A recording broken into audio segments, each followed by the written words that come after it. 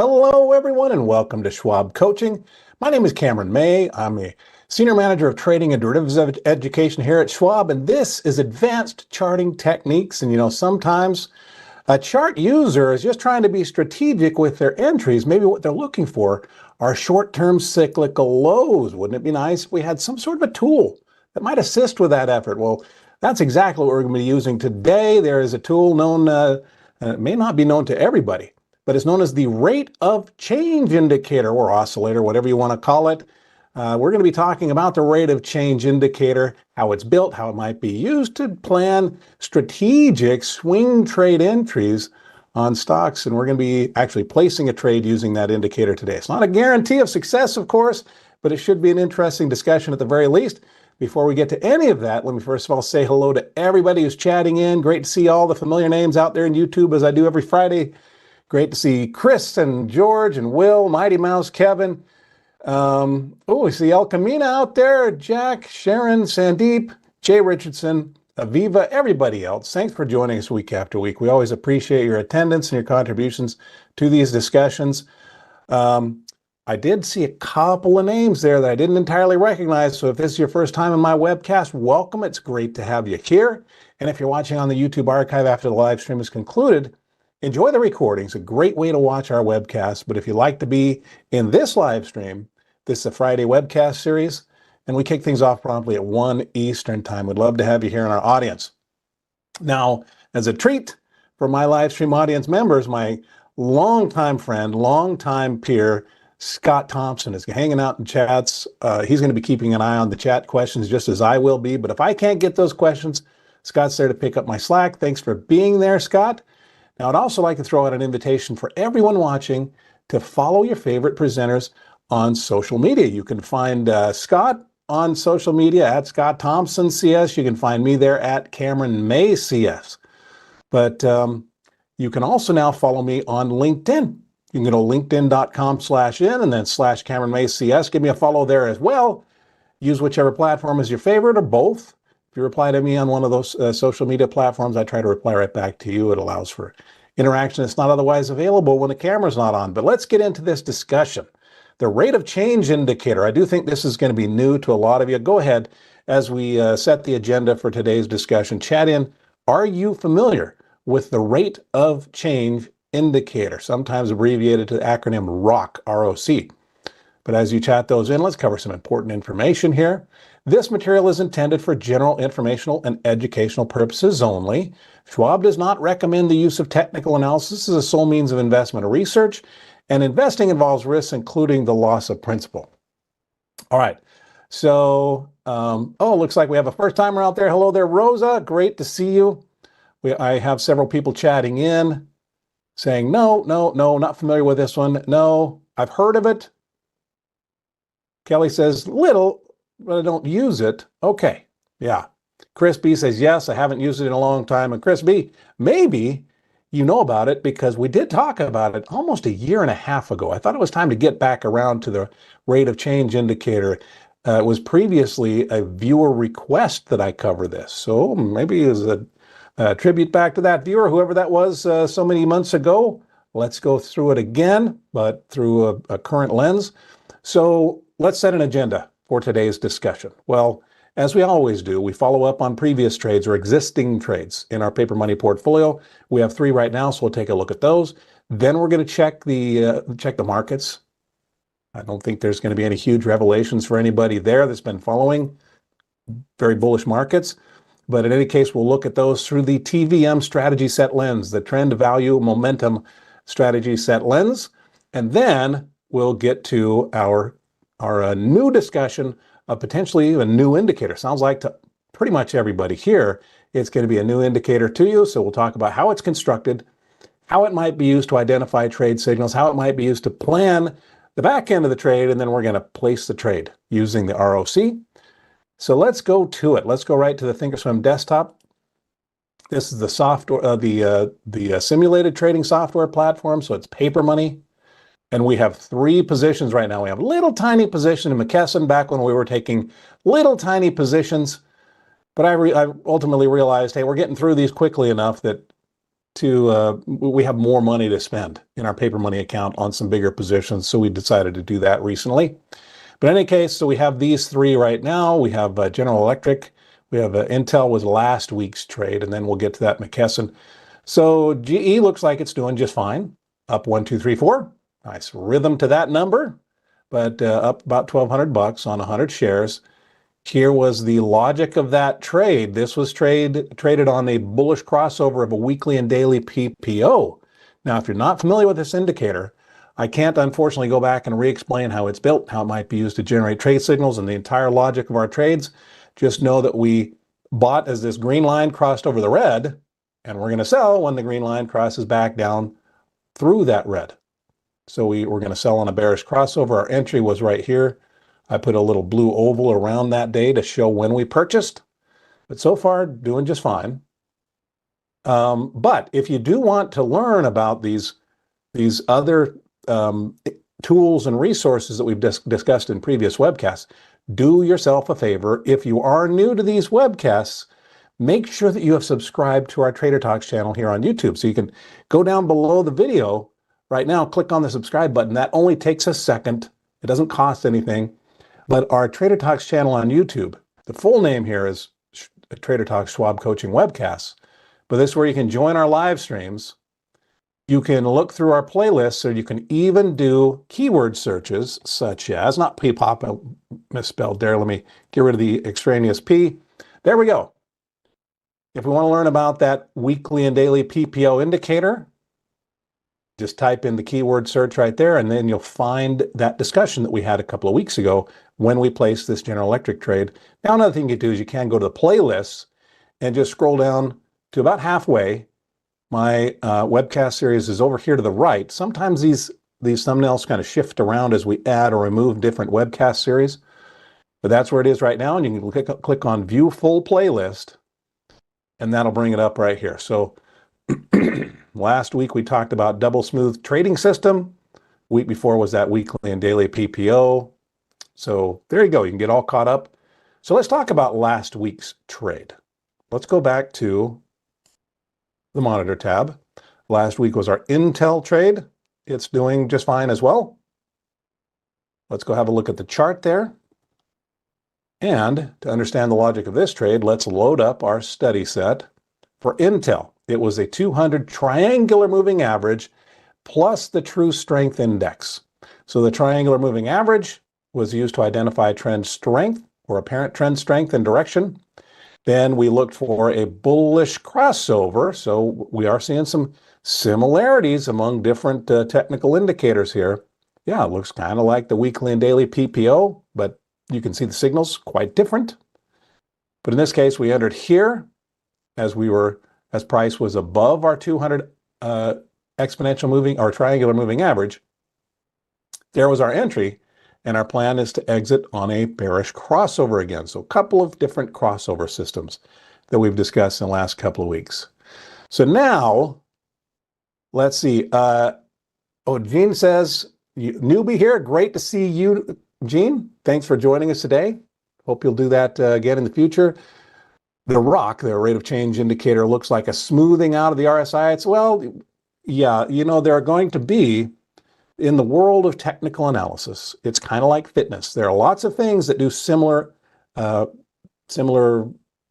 things for the user. Like there are tons of different cardio, right? How many different ways do we need to get the heart rate up and the sweat flowing? Lots of different ways to do it. There's lots of overlap among those machines, but as we get to know those machines, we recognize, oh, there are some significant differences here that may actually be important to the user. And so, yeah, with technical indicators, it's very similar. What we'll see is a lot of overlap among different indicators, some more than others, but traders typically will just choose one that seems to appeal to them the most, and then they just get as proficient at that as possible. Recognizing, yes, there may be other ways to do this. When I'm talking about these technical approaches, it's always from an educational standpoint. I'm never trying to promote a specific indicator over another. So if a preference is for something like the RSI versus another oscillator like the ROC, okay, that's fine with me. I'm just here to tell you what they are, how they might be used, and then the traders, it's left to them to explore which one of those they might choose for their trading purposes. All right, enough of that, but let's get on to this trade. Intel, there's not a bearish crossover, so we're just going to let that one continue to work. And finally, we have McKesson, that little tiny position. Let's load up our McKesson trade. This one was a zigzag high-low trade. So there we are. Here's our zigzag high-low. This zigzag high-low indicator is just hopefully looking to spot highs as we are zigging, lows as we are, reverse that. It doesn't matter. Anyway, you get the point. Yeah, it's intended to look for highs and lows, and we entered on a bullish, what I would call a zig. Believe me, the bullish moves are not called zigs, and the bearish moves are not called zags. That's just a little goofy thing it's just called the zigzag high-low indicator. It doesn't specify which is the zig and which is a zag, so forgive me. Anyway, but we did enter on a bullish entry signal, and we're looking for an exit, and it hasn't arrived yet. So we're going to leave that one alone. So that's it for our current positions. Kelly says it's good to know the tools, even if you don't use them all the time, right? Absolutely. Yeah. As a former fitness center owner myself, believe it or not, that was my first business straight out of college. I've gotten to know how pretty much everything out there on that floor works, but there are still some machines that I've just never used with any consistency. It just didn't appeal to me. It didn't work right for my needs. I think everybody's that way, right? So it's not my job in this webcast series to determine, well, this is the technical indicator or the set of technical tools that each trader should be using. Rather, my job is to explain how each one works, and then, and of course, demonstrate how they might be used in combination with one another. I'd be falling short as an instructor if I didn't do that. But yeah, show the tools and then leave it to the self-directed investor to choose for themselves whether they're going to use those tools. So let's go to the charts now, though, and take a look at what's going on with the markets. Let's bring up the S&P 500. Let's take off our zigzag high-low and replace that with our market set of tools, which is our TVM strategy set. Can be used on individual securities, but we just look at this. I like to introduce, as we play around with other tools, I like to introduce some consistency from one week to the next. So we always look at the markets through the same technical lens. It doesn't mean it is the technical lens. It's just the lens for this webcast series, right? But in any case, our TVM strategy set is an acronym for trend, identified by two triangular moving averages up here, value, short-term value, as indicated potentially by the RSI oscillator, and then momentum as measured by the MACD histogram. So trend, value, momentum. What's going on with trend? No surprise, I think, to anybody when we're right at all-time highs, that the trend is still intact as measured by the 50-period triangular moving average, still rising above the 100 period. So that's a check for bullishness. And what we're doing here is putting ourselves in the shoes of a hypothetical trader out there, trying to decide whether to be bullish, somewhat bearish, or maybe just bearish. So right now, that's a check for just flat bullishness, at least through this lens. Next up is the RSI. RSI is rising. It's accomplishing higher highs and higher lows. So we're not seeing a divergence. We're not seeing an indication of a reversal of value. Now, from a short-term value perspective, with the RSI being on the high side of 50, what that might imply is that we may be not paying the very best prices in the last 14 days, but it doesn't mean it can't go higher. This might still be a vote for bullish. So let's say bullish here, bullish there. And finally, our MACD histogram showing probably bullish momentum, if that's our interpretation of if that's how the trader is using this histogram oscillator. When we have, and you can barely see it, let me zoom in a little bit. You can see these rising green bars. When we have bright green bars, that's generally interpreted as sustained and increasing bullish momentum. All right, so check, check, check for the bulls. There aren't any real obvious areas of resistance up here. I don't see any real candlestick patterns that stand out to me on the chart. Yeah, Chris B says the RSI trend is up, which seems bullish. Yeah, I think that would be a common interpretation there, Chris. Once again, not a guarantee, but let's just say that our would-be trader here who's planning a new trade, maybe they're looking to employ a new trade indicator, like the one that we're going to explore today. They just want to decide, am I dealing with bullish conditions? Maybe I'll place a bullish trade. Are conditions bearish? Maybe I'll place a bearish trade. So let's go bullish. Sorry for sounding like a broken record, but that's what we're going to do. So let's go grab a new stock. This was selected for a very specific reason, and it does have it's because of its relationship to the indicator that we're going to be discussing today. But Las Vegas Sands, one of the S&P 500 component companies. I'm going to clear off our study set. Let's just remove all these studies.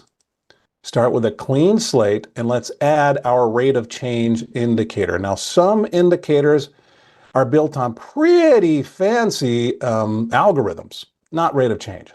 Nope, rate of change is pretty straightforward, so it won't take me very long to explain to you how it's built. As I select rate of change, so it's not rate of change crossover, it's not rate of change with bands, I'm just going with plain old rate of change. You'll notice it says 14, 14, and close. That's because we're looking at closing prices today and 14 days ago, and we're looking at how much the prices have changed as a percentage from 14 days ago. That's it. That's the whole indicator. Let me show you this. So let's just click apply. Let's click OK. And what we're left with here is this oscillating indicator, which is a measure of how far down or up we have traveled over the last 14 days. So 14 days ago is back around here. So if I were to use my trend line tool, go to the closing price from 14 days ago, click and move down to where we are right now, look up in the upper left over here where it gives us the change since that first click. Let me point at this again. And I'm just doing this roughly, okay? But you'll notice it looks like about a 10.3% change from my very rough approximation using this drawing tool.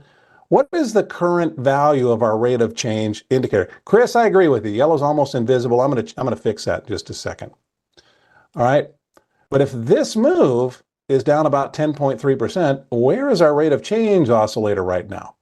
Yeah, it's really literally just measuring the change over the last 14 days.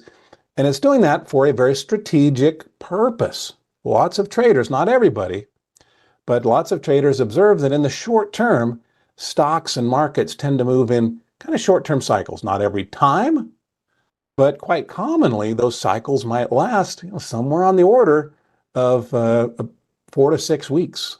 And what this is trying to do is help spot those, if we're assuming a cyclical length of 6 weeks from peak to peak or from trough to trough, well, this is looking to help us identify those 6-week cyclical lows. So 14 days, think about 14 days, there are 5 days in a week. All right, every once in a while we have a holiday, so we don't always get 5 trading days. So let's say over the course of 3 weeks, we might get 14 trading days. Well, that's 14 trading days down, 3 weeks, 14 trading days up, 3 weeks, there's your 6-week cycle. Does that make sense? Default setting looks like a 9. Abundance, if yours is a 9, make sure that you actually chose the rate of change and not some similar sounding indicator, because it shouldn't be a 9. The default on thinkorswim desktop is always 14, okay? All right, so Chris, let's deal with this issue of yellow. Definitely something I wanted to deal with. Let's go up here, and I'm just going to modify. This isn't required. This is just for the purposes of my audience being able to actually see what I'm talking about. Let's go to the little gear icon. And right here where it has our ROC line, it's going from, on a color gradient, from yellow to orange. How about we just change that to something darker? How about we bring up our palette for the highest or the brightest colors? Let's just, instead of going with yellow, let's go with a bright blue, okay? And then the other end of that gradient, instead of being red, let's go with maybe a dark blue. That'll work. Let's click OK. Now, another thing that I'm going to do is the line's kind of thin. Let's thicken that thing up. Let's go with maybe a width of, instead of 1 to 5, how about a 5 out of 5 width? And finally, there is a 0 line on our indicator. You can see it right there with the bright 0 right there. I'm going to make that a little bit thicker, just to make it all easier to see. Let's click OK, click Apply. Again, none of this is necessary for the usage of the indicator, but for teaching the indicator, yeah, it can be. There we go. Is that easier?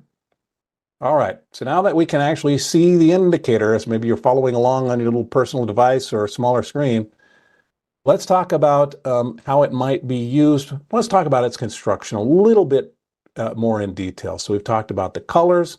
We've talked about the purpose of the length. We've actually talked about how the value is calculated. But let's talk about the scale and what the 0 line means as well, right? The 0 line literally means every once in a while, you can look back over the last 14 days and the stock hasn't had a net change. So if it runs up and pulls back, we get a net move of 0 over 14 days. That's what we're going to see on our chart on this indicator. So that's what the 0 line means. That can be important. That can be used for a number of purposes. But the other thing that I want to talk about is the scale. It doesn't always come into play. As a matter of fact, the extremes of the scale pretty much never do. But just for those in my audience who like to know exactly how something's built, some oscillators are what we call range bound. Maybe they go from 0 to 100. They can't go below 0. They can't go above 100. Others might go around a 0 center line to maybe plus 100 and minus 100. In this case, let me ask you a question. How far can a stock move down as a percentage in 14 days? If you just let your imagination run wild, how far can we go down? We could go down all the way. That'd be 100%. So the low end of this scale is minus 100. If the stock goes to nothing and gets delisted, in which case nobody cares what the indicator is doing anymore. On the other hand, there is no upper band.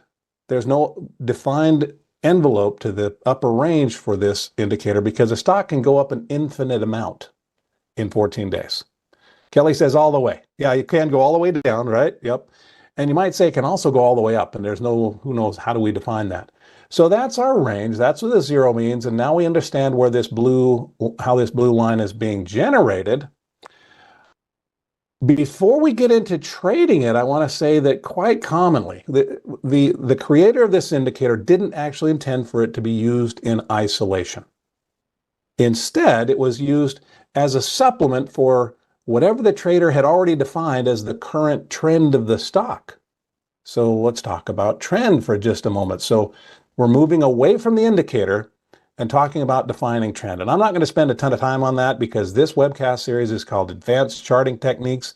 And if we haven't learned about how to identify trend, if we don't have a few tools in our toolbox yet, maybe we want to go back and check it. It's not to be dismissive of somebody's talents. That's okay. Everybody had to start from somewhere.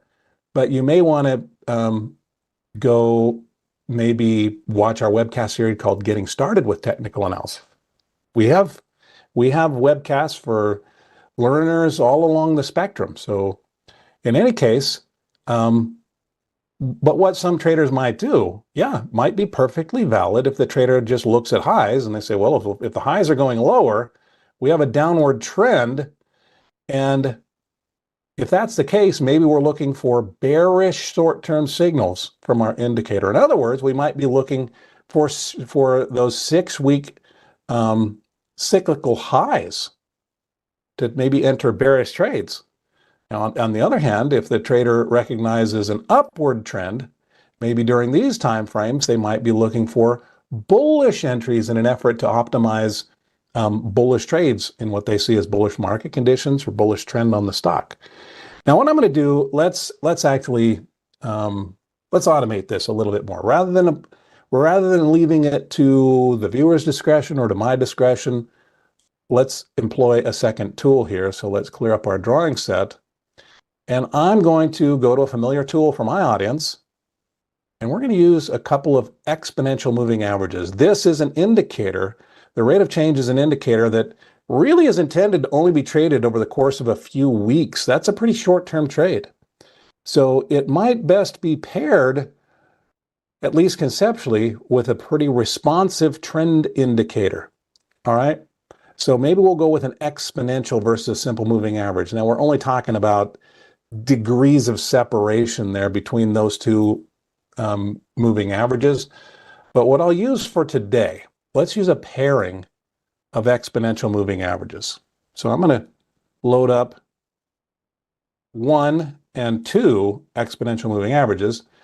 One is going to be our faster moving average, but not really fast. How about we make this a 50 period exponential moving average? It is going to be the faster of the two, so let's make that one a red, a nice sort of hotter color. Let's click OK there. And the other one, let's slow it down. Maybe here we're looking at a 200 exponential moving average. This one will leave a cooler green color, but I will make it thicker because not everybody can see the difference between red and green. So I'll make the longer term moving average our thicker line as well. So let's click OK and click Apply, click OK again. And this, according to the creator of this indicator, is a critical preliminary step to implementing, let's say, the rate of change indicator if they're trying to be strategic about swing trading. Now, I've used that word strategic a couple of times. Let me qualify that a little bit. All right? Strategic sounds really smart. Here's my thing about the word strategic. It implies strategy. Strategy doesn't always work, right? In every sporting contest where there are two teams involved, both of the coaches of those teams are being strategic and one of them loses. So yeah, we're trying to be strategic. We're attempting to have a strategy, but we have to be aware that not every strategy works. And so the trader might want to have a plan for failure. So we'll include that. All right. So how do we view trend using the triangle, not our triangular, in this case, it's our exponential moving averages? Well, could just be if the shorter term trend is strengthening sufficiently to stay above the longer term, that might be our definition of bullish. That's what it's going to be for this discussion. Okay. Thank you, Lawrence. Appreciate that. You hit the like button already. Definitely appreciate it. And you made a reference to subscribers. Yeah, subscribers are always definitely appreciated as well. It's the way the YouTube universe works. So if you haven't done it yet, do us all a favor. You and my team, click on the subscribe button. But in any case, look at our 50 exponential moving average, pretty solidly above the 200. So under that circumstance, if that's our definition of trend, maybe we're looking for some sort of a bullish signal. So let's stop beating around the bush. What is a bullish signal on the rate of change? Well, the trader here is typically looking for price to have come down over the last 14 days, but to have reached a certain extreme at least. Because sometimes over 14 days, price just doesn't, it might be down, but it's just not down very much. So you can see from about the 16th of December until about the 5th of January, net Las Vegas Sands, yeah, it was down from 14 days, whichever day you picked. If you look 14 days before that, it was down. It just really hadn't come down much. And if we're looking for a more extreme cyclical low, hopefully allowing the trader to buy at more significant bottoms, that probably ain't it. So what some traders will look for is for the rate of change to reach a minimum of at least the -10. That literally translates to down at least 10% from 14 days ago. So for those of us who have it in the back of our minds, we want to buy at or near lows. Well, at the very least, we're getting lower in some significant way here. So that's a pre-qualifier for a potential bullish entry. The next thing we look for is a reversal from that low. So getting below -10 first, and then and then just moving back in the other direction. Now, if we're down at minus 15, it doesn't mean we have to get back to minus 10. If it gets down to minus 15, it goes to minus 14, that is considered a legitimate signal on the rate of change. Now, there are two ways to see those. I think to me, it's very easy. Just the colors don't even have to be there. All right. But if we really study those colors, we'll see that the colors get richer and darker as the rate of change goes lower. If we reverse course, there's going to be a subtle change in that color. So if we're going from dark to lighter on those colors, whether it's the original orange or it's now this blue that we're using, a shift from a darker color to a slightly lighter shade is seen by rate of change oscillator traders as a bullish entry, as long as we've got a sufficiently deep dive on that indicator. It's easier to see with some colors than others. To me, it doesn't really stand out using the blue. That's okay. It's not even required. Now, to the opposite extent, if we're looking for bearish signals, we'd be looking for brighter colors. That's a little bit easier. A brighter color transitioning to a slightly darker shade. That's our bearish signal up here. All right, we're not looking for bearish, but if we were, maybe the trader is looking for prices to have rallied at least 10%, the ROC value reaching at least a plus 10, and then having a change in the color. So it's interesting with Las Vegas Sands. We have that trend confirmed up here. We see price coming down. We're reaching those relatively uncommon, relatively extreme lows that just don't happen very often. But it hasn't turned up just yet. El Camino says, I'm following live. My 200 EMA is 55.10 and CAMS is 54.77. I don't know what to tell you there. Make sure that you're on a 1 year daily on Las Vegas Sands LVS. The EMA should follow mine precisely because this is real-time stuff. Now, also another thing is just make sure that it says right up here, real-time data on your platform, but it should be exactly the same. Anyway, believe me, when somebody says mine doesn't look like yours, why not? I don't know. There are so many different variables that might have been one little click somewhere along the line that makes a little bit of difference. So it's a good question. I wish I had exactly the answer right on the tip of my tongue for you, but there just could be a number of different things. So my apologies. Good question. Don't ever worry thinking that I'm asking Cameron a poor question. No, you're not. It's a good question. Anyway, so well,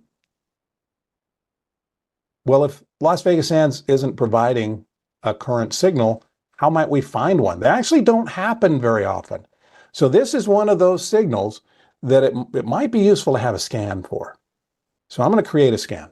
Let's go to the live platform. That's the one that I use with the dark background, just so I can tell the difference between my paperMoney and my live platform. We're going to be doing a technical study scan. The study filters are only available on the live platform, so I'm moving over here. But we're not going to be using any of these stock filters, so I'm going to close those out. This is going to be a relatively simple scan in its construction. The first thing I'm going to do is let me see if we can get an entry signal in one of the S&P 500 companies. Obviously, the trader doesn't have to trade just S&P component companies. I'm going to do it for this discussion. But now let's build our scan, and it's going to consist of two filters. So let's add two study filters to scan through the S&P 500 and see if we can find some entries. So what's the first study filter? Well, we need the 50 to be above the 200. So how about we do a custom study filter. We don't need the ADX crossover. We'll just delete that. But we're looking for the study known as an exponential moving average.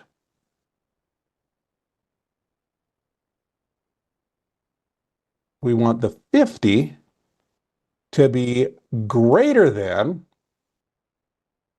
the study known as the exponential moving average. But in this case, we want the 200. That's requirement number one. The 50 exponential moving average is greater than the 200 exponential moving average right now within one daily price bar. So let's just click save. And that's going to be our first study. Click OK. The other one is going to really be relating to the rate of change oscillator. We want to see it below zero some distance. Now you might think, okay, so we're going to look for rate of change being below 10. Not necessarily. Not necessarily. Let me go to custom. Let's put in a custom filter here. Let's delete the ADX crossover and add a different condition. And this is going to be a study known as the rate of change. We're going to leave it at its standard lengths, but we want it to be less than a value of minus, see if you follow my logic on this, I'm not going to put minus 10. I'm actually going to allow for values as shallow as minus 7. Why would I say minus 7 when I said that we need to get down to at least minus 10? It's because we need to have gotten down to at least minus 10. But if we're seeing a reversal, maybe we got down to minus 10 and now we're back up to minus 8. Maybe we're back up to minus 9. That could still be considered valid, right? So, but we want that to be still at least minus 7 right now within this current daily price bar. So let me just click save. Rate of change is less than minus 7. That's just exactly what I wanted. So there's our scan. And if you would like, let me first of all, how should we save it? I'll just share it.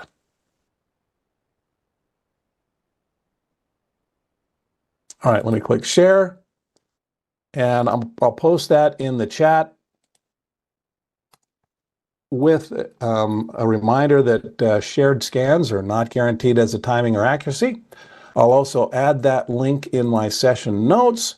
So I remember to add it to my video description. So if you're watching on the recording and you're thinking, oh, I wasn't there for the live audience, I didn't get that scan link. Yes, you did. It's right down in the video description below. I'll just make a note that says like, here's my scan for ROC signals or something like that. Okay. Just look down in the video description below and you'll find that link. But in any case, by the way, if you don't know what to do with those things, you can go up here, open a shared item, and plop it in there. Okay? And then you'll be able to load that scan query right here. All right, so let's run that scan. Run the scan, and it looks like we have a few stocks here. It looks like we have Tesla right at the top. Let's go have a look at Tesla. What's Tesla been doing? Is its 50 above its 200? It is, yeah. So according to that one trend definition, is it an upward trend? It appears to be. Now, could there be other definitions for an upward trend? Could be, yep. Ted says, why not add a condition that Iraq is greater than the ROC from yesterday? We'd have to do some more playing around with that, Ted. That might require a script. I'd have to look. In any case, what's going on with the ROC? Look at its value. It's a minus 7.4. That's exactly what I was concerned about. I wonder, did it get down to minus 10? Yep. If I point at our oscillator right here, you can look right up here and see the values from day to day. So notice as I move from one day to the next, it shows us that rate of change value. If I point at this little dip we had a couple of days ago, we got down to about minus 12. Yep. So we've seen that more extreme, and again, extreme being defined as just something that doesn't happen very often, and that may signal potential near-term lows on price. Looks like with each of the last 4 signals on Tesla, those would have been pretty legit signals. They don't always work though. I'll bet there was a failed one right back here. All right, so let's buy some shares of Tesla.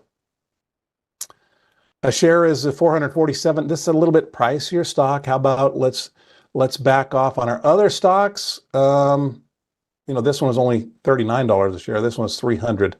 About 100 shares of each. How about we scale this down? Let's do 50 shares. Now, as we do, we need to know, well, what's the plan for exiting?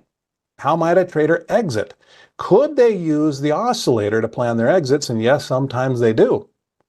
With some traders, they'll look for a retracement of at least a -10, and then they'll look for an advance getting us back to up at least to a +10. So that may come within the next 14 days if we can get 10% up from these, let's say, recent lows. So that's one way to do it. Another way to do it is our trader might just look at previous highs. Let's see, if we were using a target just from a chart, I think there could be an argument made for those two highs right there, or more recently, quite a range of touches right there. How about we do that? Let's do a 495 target on this trade. And where might stops be placed? As with so many oscillators, they're attempting to identify short-term lows. Well, if those short-term lows don't hold true, maybe they just draw that line in the sand just below recent lows. So let's just go just below that low. How about we put a stop in? Should we call it 420?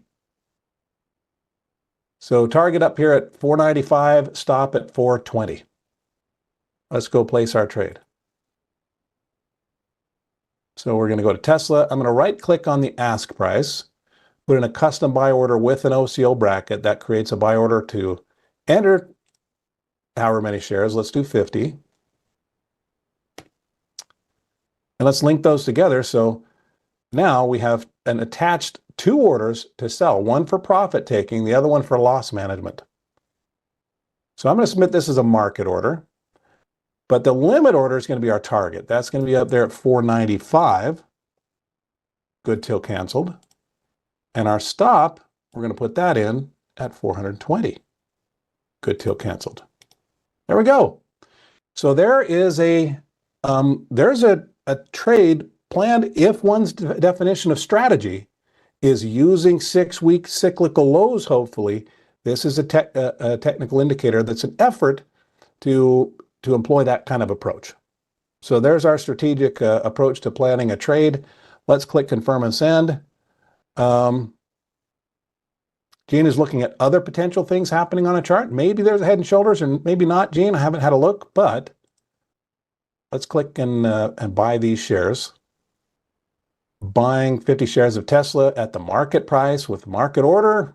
We're just subjecting ourselves to the whims of whatever the market gives us. So maybe it's around 447.82 that we pay. Might be less, it might be more. We have a target in at 495 if we can reach that. Otherwise, we have a stop in at 420 as a trigger. If price falls that low, it'll kick off a market order, and then we'll fill for whatever the market offers at that. So we might not get 420. But 420 is not a guaranteed sell price. That's the trigger price. The execution price could be different. All right. Not a commission on this order, by the way, but there can be on some types of trades. So I'll send that order off, and we're in 447.68. There we go. So in this case, let's go to our charts. Let's see. Let's do this. Let's just show our orders there. Click apply, click OK. That way we can see the plan in our future discussions for when we're going to be exiting. All right. Time for me to let you go, guys. We've accomplished what we set out to do today. I wanted to revisit this indicator known as the rate of change. We wanted to talk about strategic swing trading using this indicator, typically used in combination with some sort of a trend identifier. So we've used our combination of two exponential moving averages, but this is what we do on Fridays. I hope you enjoy it. I really like teaching and delivering these webcasts, so I hope that you'll join me again next Friday or keep watching on the recording. That's fabulous as well, too. But time for me to let you go. Enjoy your Friday. Scott, thanks for helping out in chat. Definitely appreciated. Everybody, a couple of reminders regarding the resources that are available to you from Schwab Education before you go. Number one is if you haven't subscribed to our Trader Talks channel on YouTube yet, do that. Pop down, click on the subscribe button. It only takes a second, but this is where you can join our live streams. You can check our playlists for completed webcasts. You can also search our archives using keyword searches.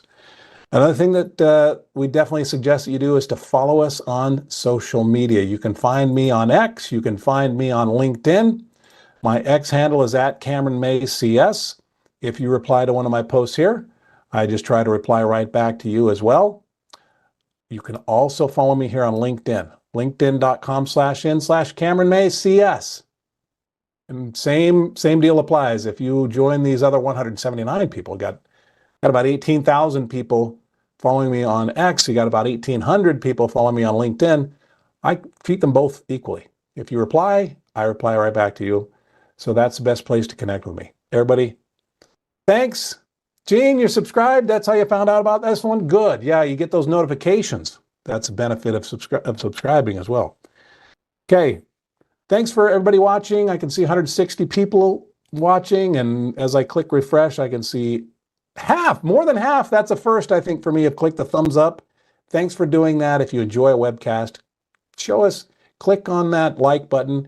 It's a pat on the back to your presenter, definitely appreciated, but there's an extra hidden benefit, and that is it promotes our webcast through the YouTube algorithm even more, so more people find these things. So thanks, everybody. Have a great Friday. Have a great weekend. I'll see you on Monday. I'll also look for you on social media, but whenever I see you again, until that moment arrives, I want to wish you the very best of luck. Happy trading. Bye-bye.